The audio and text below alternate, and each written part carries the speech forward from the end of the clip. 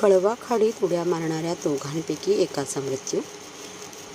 मुंबई नाशिक महामार्गावरील साकेत पुलावरून कळवा खाडीत उड्या मारणाऱ्या दोघांपैकी एकाचा मृतदेह बाहेर काढण्यात आपत्ती व्यवस्थापन कक्षाच्या कर्मचाऱ्यांना यश आले आहे. शनिवारी 15 तारखेला रात्री 8च्या सुमारास साकेत पुलावरून कळवा खाडीत एका महिलेने व एका पुरुषाने उडी मारून आत्महत्या करण्याचा प्रयत्न केल्याची माहिती ठाणे महापालिका आपत्ती व्यवस्थापन कक्षाच्या कर्मचाऱ्यांना मिळाली होती. त्यानुसार अग्निशमन दलाच्या जवानांनी घटनास्थळी धाव घेत शनिवारी रात्री कळवा खाडीत शोध सुरू केला होता, परंतु रात्री अंधार असल्याने शोधकार्य थांबवण्यात आले होते.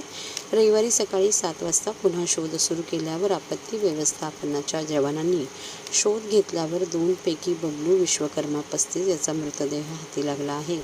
तो इंदिरानगर वागळे इस्टेट ठाणे येथील रहिवासी आहे.